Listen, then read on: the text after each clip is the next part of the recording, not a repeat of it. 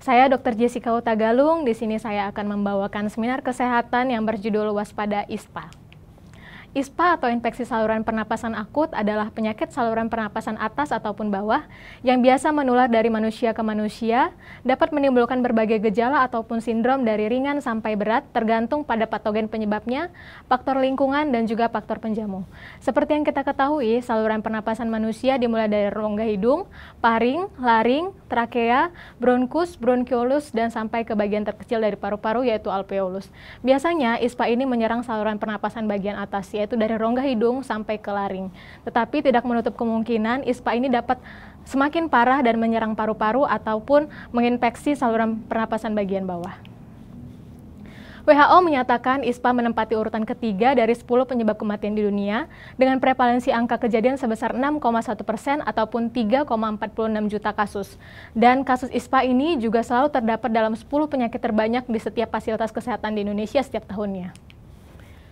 Penyebab ISPA dapat berupa virus, bakteri, ataupun jamur dari berbagai golongan, yang biasanya ISPA bagian atas itu disebabkan oleh virus dan juga ISPA bagian bawah disebabkan oleh bakteri. ISPA adalah penyakit airborne disease atau penularannya dapat melalui udara, di mana penularannya ini dapat secara langsung dan juga tidak langsung, di mana seperti ilustrasi pada gambar di samping, yang sebelah kiri adalah orang yang sakit, kemudian yang di sebelah kanan adalah orang yang sehat. Partikel ludah atau yang disebut dengan droplet yang membawa virus ataupun bakteri penyebab ISPA ini dapat ditularkan dari orang yang sakit, kemudian partikel itu dihirup oleh orang yang sehat sehingga orang yang sehat ini dapat tertular virus ISPA. Kemudian dapat juga secara tidak langsung, yaitu dengan memegang benda ataupun seperti gagang pintu yang sudah terinfeksi, kemudian berjabat tangan dengan orang yang terinfeksi ISPA. Faktor resiko penyebab ISPA ini dapat dipengaruhi oleh host ataupun pasien ataupun manusia sendiri, kemudian agent, di mana di sini disebutkan agent adalah virus, bakteri, ataupun jamur yang menyebabkan ISPA, kemudian environment atau lingkungan yang dapat mendukung terjadinya ISPA tersebut. Dan ketiga hal ini saling berhubungan, di mana host sendiri yang mempengaruhinya adalah usia. Dari berbagai penelitian, usia yang lebih muda seperti di bawah 1 tahun lebih rentan terkena ISPA karena daya tahan tubuh atau imunitas tubuhnya masih belum terbentuk secara sempurna. Kemudian jenis kelamin, di mana laki-laki lebih sering mengidap ISPA karena dipengaruhi oleh faktor kebiasaan merokok. Kemudian status gizi, di mana status gizi yang buruk ini dapat menyebabkan sistem imunitas tubuh juga jelek, sehingga lebih mudah tertular ISPA. Kemudian status imunisasi. Imunisasi ini fungsinya kan untuk membentuk imunitas tubuh, sehingga kalau misalnya status imunisasinya tidak lengkap, dapat meningkatkan resiko terjadinya ISPA juga. Faktor lingkungan atau environment sendiri yang mempengaruhi ISPA adalah yang pertama ventilasi rumah yang buruk, di mana ventilasi ini sangat penting untuk suatu tempat tinggal. Hal ini karena ventilasi ini mempunyai peran ganda. Fungsi yang pertama adalah sebagai lubang masuk dan keluarnya udara, kemudian fungsi yang kedua adalah sebagai lubang masuknya cahaya. Akibat yang ditimbulkan bila ventilasi rumah itu tidak bagus, adalah menyebabkan kelembapan dan dalam rumah tinggi, sehingga dapat menjadi tempat pertumbuhan dan juga perkembangan kuman patogen yang dapat mengakibatkan ISPA. Yang kedua adalah kepadatan hunian. Kepadatan hunian rumah akan meningkatkan suhu ruangan yang disebabkan oleh pengeluaran panas tubuh, yang kemudian akan meningkatkan kelembapan akibat uap air dari pernapasan. Dengan demikian, semakin banyak jumlah penghuni rumah, maka semakin cepat udara ruangan mengalami pencemaran gas atau bakteri yang dapat menyebabkan ISPA. Untuk itu, perlu membatasi jumlah kamar tidur untuk masing-masing anggota keluarga agar tidak terjadi padat ruangan untuk meminimalisir mudahnya penyakit menular seperti ISPA.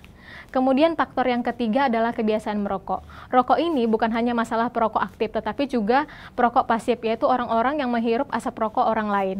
Secara statistik, jika salah satu anggota keluarga, contohnya seorang ayah, dari keluarga tersebut perokok, maka salah satu anggota keluarganya atau misalnya anaknya mempunyai resiko 2 kali lipat terkena infeksi saluran pernapasan.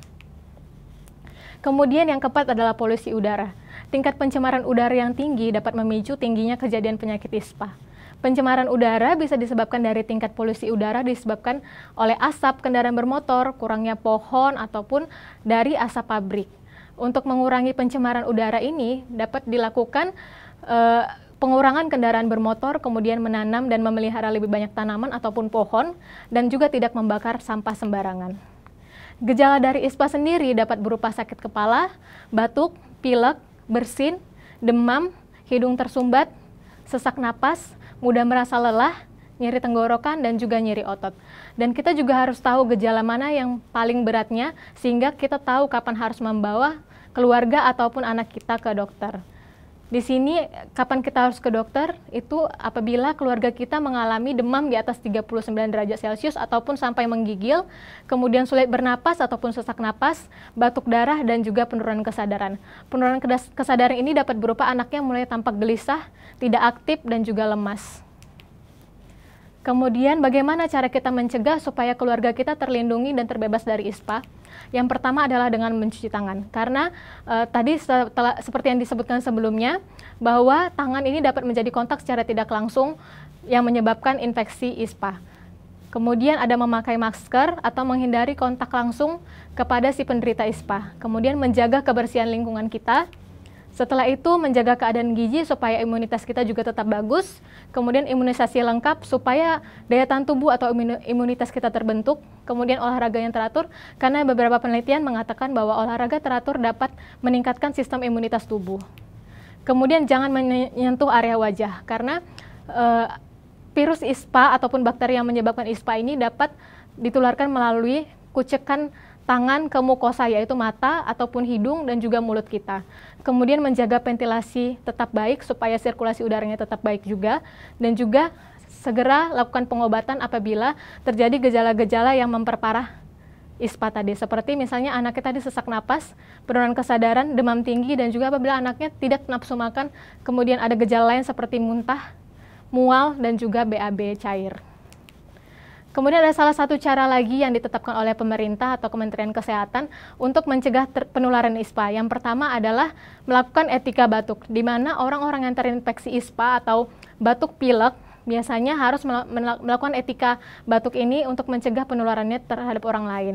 Yang pertama adalah dapat menutup hidung ataupun mulut saat bersin ataupun batuk dengan tisu ataupun sapu tangan. Kemudian jika tidak ada tisu, kita dapat menggunakan siku lengan atas kita seperti ini. Kemudian yang ketiga adalah membuang tisu ataupun sapu tangan yang tadi ke tempat sampah supaya tidak menularkan ke orang lain. Kemudian dapat mencuci tangan kita sebelum kita menyentuh daerah wajah ataupun makan. Kemudian dapat menggunakan masker supaya kita terhindar dari kontak langsung dengan pasien-pasien penderita ISPA. Baik pemirsa, sekian seminar kesehatan yang dapat saya bawakan. Semoga seminar ini dapat bermanfaat. Saya ucapkan terima kasih, shalom, dan salam sehat.